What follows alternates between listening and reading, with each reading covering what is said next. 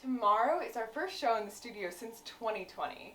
I'm packing up all the stuff I need to bring right now, and I'm going to show you all what I'm bringing. The first thing I'm packing for the studio is this name tag. It's been a while. I don't want anyone to call me Jay by accident. Next up is all my homework for the semester. Audience members can do it for me instead of paying for a ticket. But they don't know that the tickets are free. Speaking of the audience, I had these thank you cards for them to fill out. They can tell me their favorite part. I'll feel appreciated. This is mandatory. This is my guitar from 4th grade. My band teacher always said life is a performance, so who knows if he'll be there. I bring it with me every time I go away, just in case. Now this isn't any old bag. This is full of Zuzu pets. I'm bringing them just in case there are any real mice in the studio to scare them off. Good. They're hungry.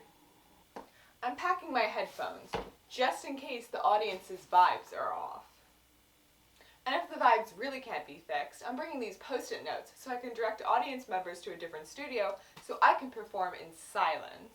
I also want to make sure I'm prepared for any technical difficulties, so I'm bringing this basket of Yo Mama jokes just in case the teleprompter breaks down.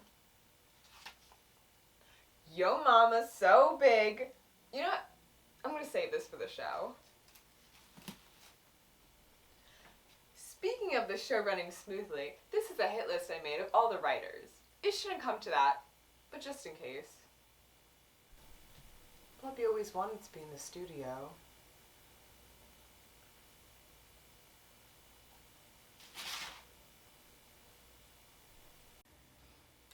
All this preparing for the studio is exhausting. Who knows how long it'll take to set up and record? It could be past my silly little bedtime. It's almost time for my snoozle now. I'll see you all in the studio tomorrow.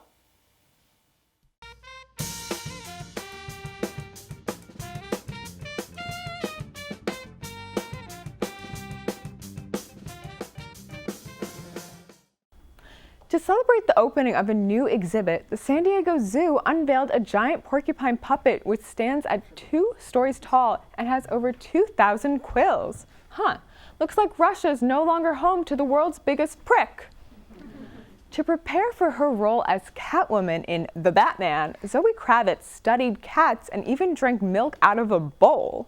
However, co-star Robert Pattinson drew a line after she started scratching him and spitting up hairballs.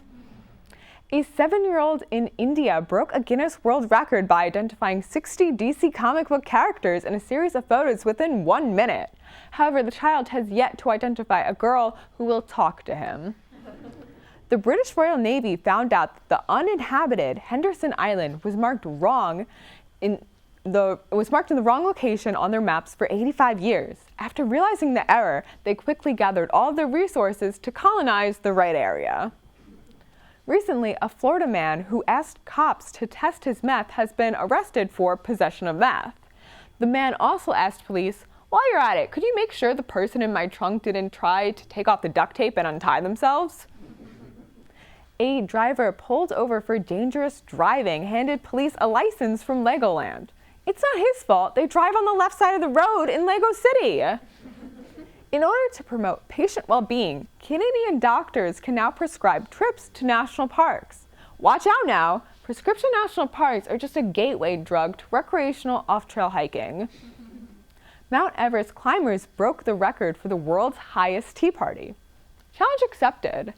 Although I do have to say, I always thought the highest tea party would have people like Snoop Dogg and Seth Rogen attending.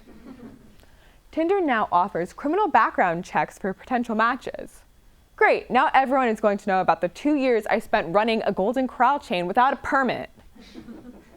The U.S. Border Patrol bought robot dogs to survey the border, leaving the Paw Patrol writers struggling on how to make their show's adaptation any sort of redeeming character. That's enough news for now. Let's turn to the desk for the show. Help! There's a man under my desk! Security! A PA! A freshman! Someone! Take it away! Whoa. Happy birthday to you too, Jay! And, what's going on with the new look? The tan is a little funky, but, I like the red hair. It suits the direction of the show. Oh no, Jay was the host of the show, but he left back in 2020. I'm Alexa. I'm the host of the Temple Tonight now.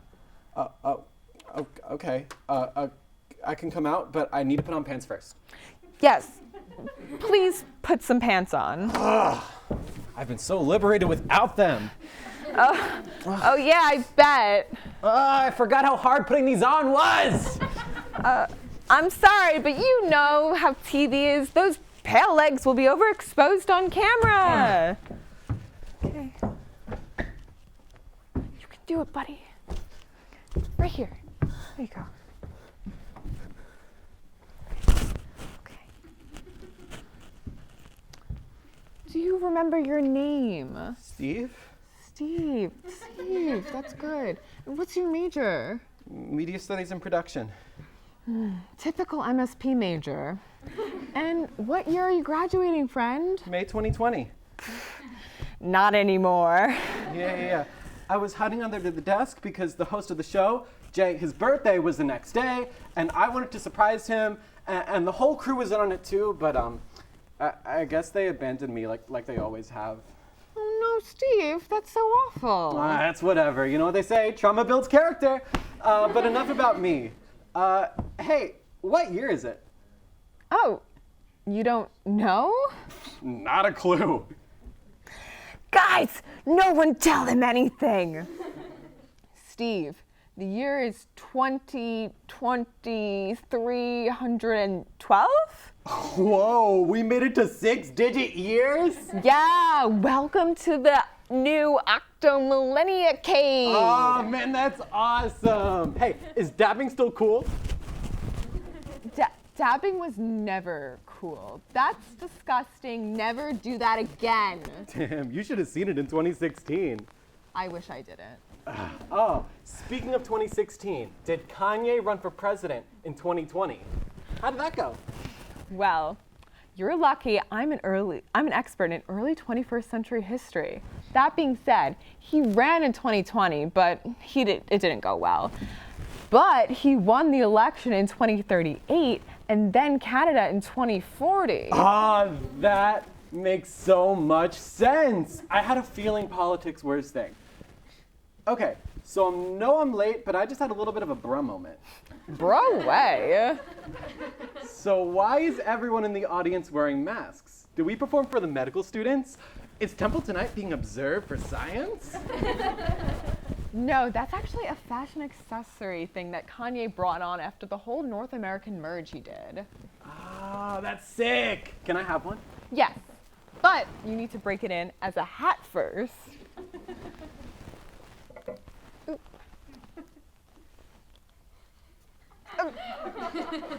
Your head's big. There we go. Mask weren't meant for that. Okay. I feel like a handsome little boy, ready to tackle the future. Is there anything else I need to know? I don't think so. I mean, you look perfect, but you may need help getting around campus. No. I think it looks the same. Is Charles' library still there? No, the cyborgs took that over. Oh man. Last time I checked, that only happened in the computer science office. Should I re-download Citizen? Or do I go back to where it's safe? No. I'm sure you're fine. The mask prevents the cyborgs from reading your lack of microchips. Okay. Think I can keep it on. Thank you, Alexa. Of course, Steve. I love you, Alexa. Oh, okay, get out, Steve.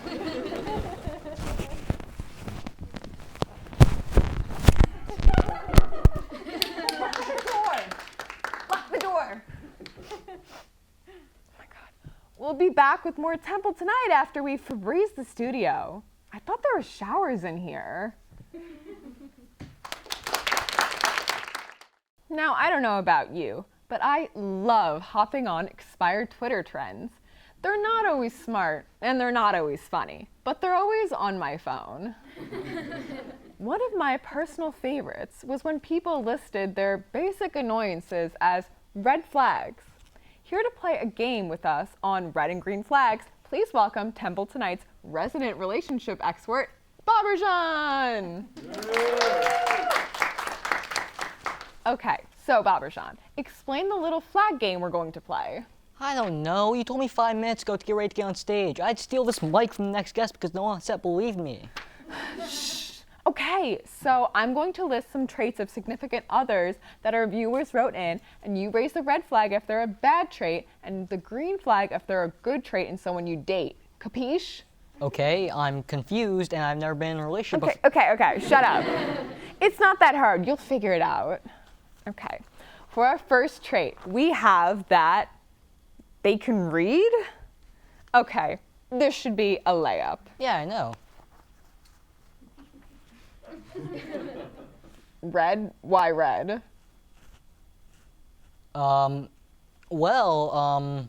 Books are dead. You would know, you're majoring in media studies production, not book studies and publication. Why date a dinosaur when you can go crazy at Jurassic Park? Okay, that's fair. I guess a man doesn't have to text me back if he doesn't know how to read.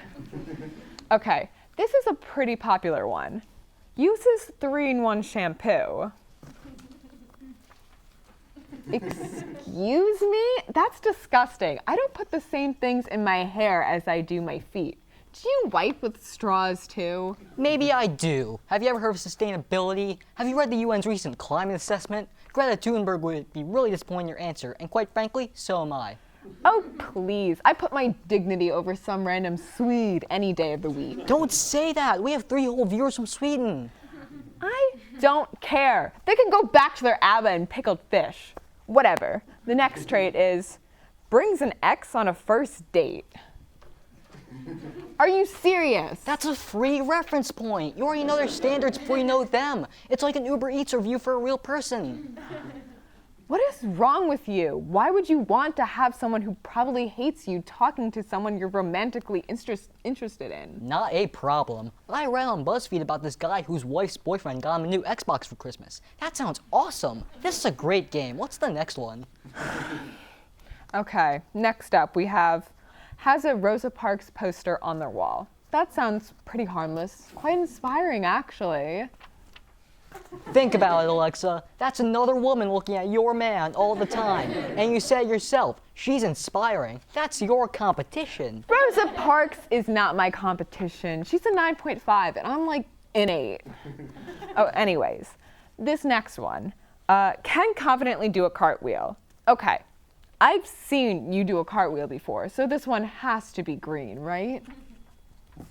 Fred again, are you serious? It's in God's will that 2 cartwheelers cannot be together. Numbers 2013 says that marriage is between a cartwheeler and a handstander. What's next? Are 2 cartwheelers going to adopt? Everyone going to be a somersaulter and tumble both ways? I think not.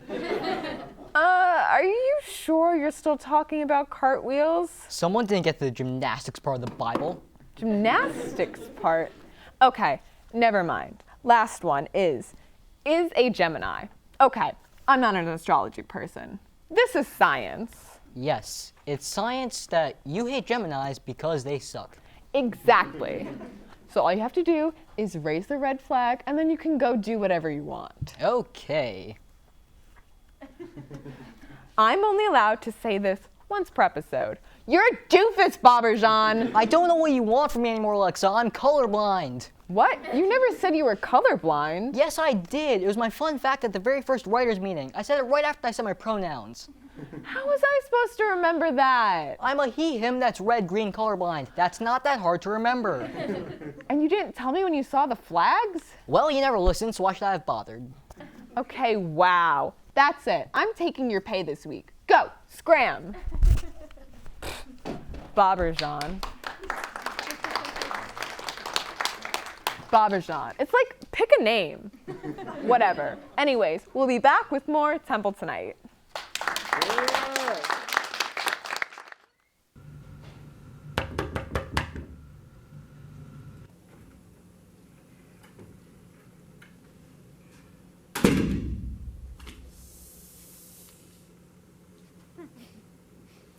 Telly, I know you retired as the TUTV mascot, but I really need you for this next show. Please?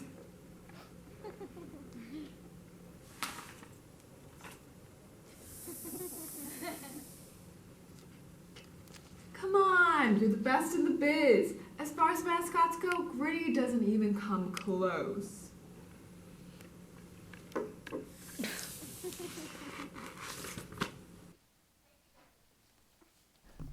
Welcome back to Temple Tonight. I'm here with Stan, a nuclear physics grad student who just won his first research grant and is here to tell us about his research. Yeah, thanks for having me.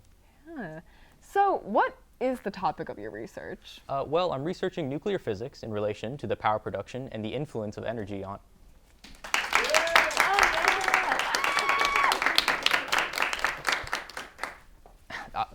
do you mind explaining that? Oh, that's just Telly, our mascot. You know those guys, they have a mind of their own.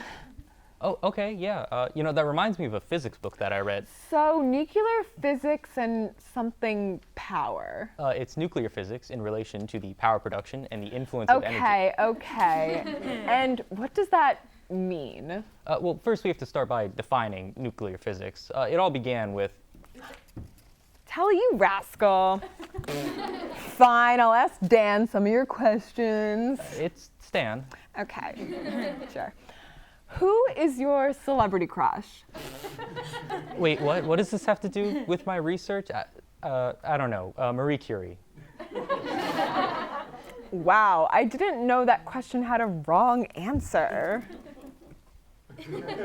Okay, what's going on here? Did you hire him to make this interview more interesting? What? Psh, no! This is a very serious interview, Stephen.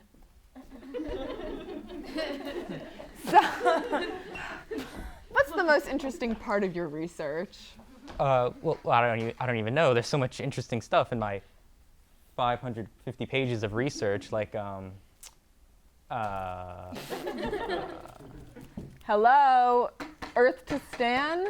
Sorry, what was the question? Right, most interesting part. Well, nuclear physics is the study of atomic nuclei and how those nuclei interact. I'm sorry, does he need to be here right now? What? Are you scared of him, Stan? What? No, what? We're cool? You know, me and... So something cool about my research is... Okay, I can't do this anymore. If he does one more thing, I'm gonna leave. All right. Don't worry, he's gone. Anyways, Pam. Oh my God, they're doing the wave. I have to get on this. Whoa! Okay, that's it. My name is Stan, goddammit, and my research is on nuclear physics in relation to the power production and the influence of energy on... We'll be back with more Temple Tonight. Welcome back to Temple Tonight. My guest tonight is comedian and Temple Tonight alumni. Please welcome Ross Weisman. Hey! All right. Welcome back to the show. Thank you. Should I say? It's weird. I was like looking at old clips and like finding old emails and stuff, and like, yeah, I'm like an older man now, but like, you know, so much is still the same. Like we still have like the ramen noodle walls. We still have these, like that we're all supposed to like scantily like change back there, like we're in a Bond movie. But yeah, it's good to be back. It's surprising none of these things have fallen apart yet, you know? Well, you'd be surprised. We take good care of it. Yeah, we take good care. So, I mean, you said it was weird being a guest on a show that you worked on, but like, what else are you feeling like being back here, you know, reflecting? Well, okay, so not to bring up old wounds, but I did, when I was a writer, I did audition once or twice to be the host and never got it. So I'm one step closer now. I assume they let alumni just host shows now here. But yeah, like it just brought back, because like I'm sure you are kind of feeling this being back in person now, but like literally the most fun is just like sitting in a room with a bunch of like comedy people and just riffing and coming up with weird ideas. Like I was looking at my phone and found old Google Docs of just our running monologue jokes, and most of them are god awful, but some of them you're like, right, I remember we spent like hours trying to figure out this one bit, and it's like I just miss that so much. Do you remember any monologue jokes that you wrote? Yes. Okay. So the first joke that I ever wrote for Temple Tonight that got on was the White House requested $8 million to build a replica White House to train like CIA troops. And then a conspiracy theorist said, "We've had a replica White House for years." It got about that response. But I wrote this down because it made me laugh still. But a fourth person has died from a recent salmonella outbreak in cucumbers. In other news, Burger King is having trouble selling its new zucchini soaked in raw egg. So, yeah, good times back then. And what about any like pieces or like sketches that you wrote? Yeah, so infamously, there was a bit that I wrote for the show where the whole point of it was that it was a bad bit, and then the bit would like get fixed. It was called Joke Mechanic. And the whole thing was, I told a bad joke, and then the joke mechanic would come out to fix the joke, and then the joke mechanic would come out and poke holes at the sloppy premise. And again, this is too much. This is too many layers for a college show. So it went over about as well as it did just now. And how about your comedy career now? Have you gotten any influence from your time on Temple Tonight?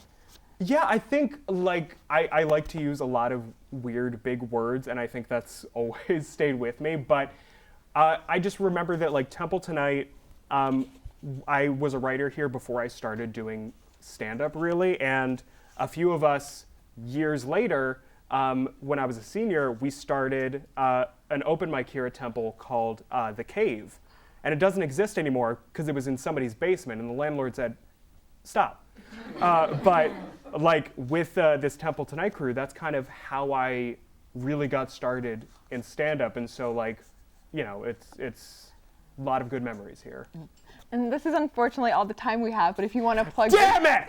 What? If you want to plug any socials, and then, yeah. Yeah, you know, I host a podcast where I review kids media because of course that's what I do. It's called Kid Flicks. It's like Netflix, but I put kid instead of net. That's the tagline. That's where podcasts are. So I definitely give that a listen. But thank you so much for having me. It's great to be back. Yeah, and thank you for coming on, Ross Weisman, who is a comedian and Temple Tonight alumni. We'll be back with more Temple Tonight. Once again, here is Ross Weisman. Thank you. Oh my goodness. Yeah, like I said before, it is very trippy and exciting to be back here at Temple. I'm really excited to be on TV, so I tried to dress up. This is what I ended up with. Frat guy, black tie. Does that check out? I think so. Because nothing says, let's pound some beers and play Edward 40 Hands like Periwinkle. The most intimidating of the light purple shades. Is anybody surprised that I didn't go to a lot of frat parties at my time here? No? No way. Yeah, the one time I remember going to a party, I was waiting in line, and the bouncer said, "Girls get in for free, guys, $5. And so me, being a little smarty pants, I go up to the bouncer and I'm like, "I am in touch with my feminine side." To which he said, $5. But yeah, I'm excited to be back at Temple. I graduated 4 years ago, or one wait in the lunch line at the Student Center's Chick-fil-A. It's about the same length. I was an RA here at Temple, that's true. I was an RA at Johnson and Hardwick. Shout out to Johnson and Hardwick, the best residence halls named after euphemisms for penises. We love to see it. I took an acting class here. I had to act straight, so I failed.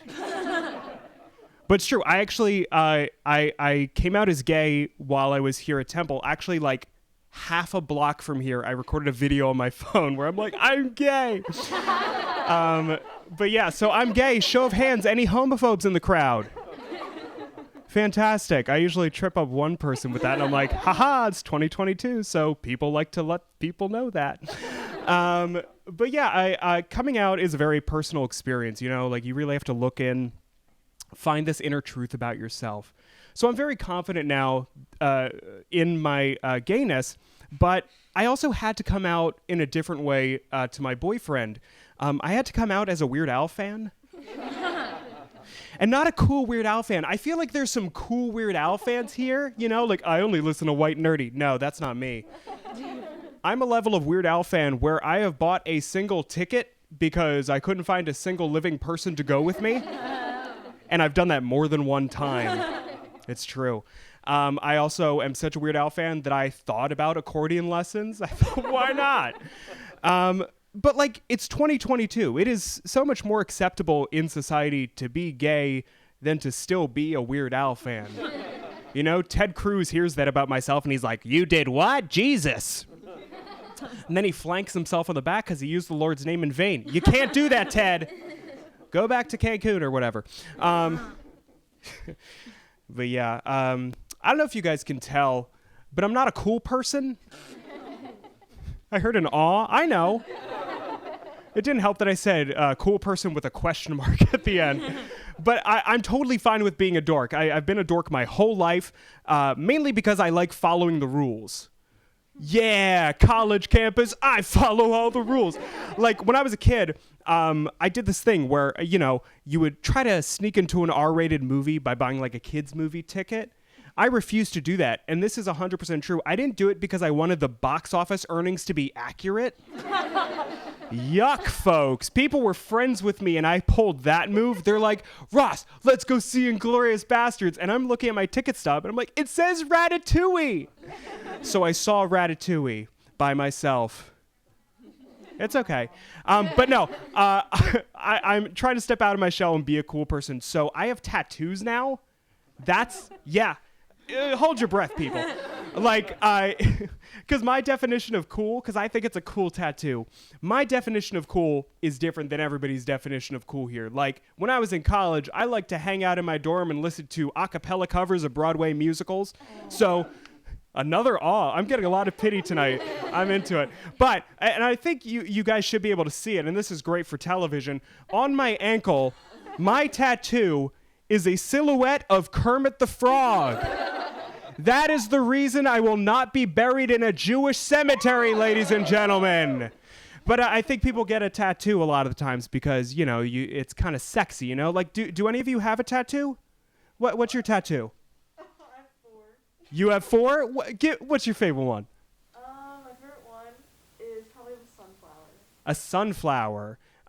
Is that because you're like a ray of sunshine? Why'd you get it? Because my friends drew it for me. Okay, yeah, by default. Yeah, that's cool. That's fun. I mean, but like you can at least flirt with that. Like, you know, I'm all about nature with my sunflower. What can I say with the Kermit the Frog tattoo? I could only flirt with my boyfriend by being like, "Hey, come back to my place. I can show you my Kermit the Frog tattoo and I can teach you a lesson about friendship." And then stick my hand right up there like that. Thank you so much, everybody. I'm Ross Weisman. Thank you for watching Temple Tonight, the studio edition. And thank you to Ross Weisman for coming out tonight. See you next time. Good night, everyone.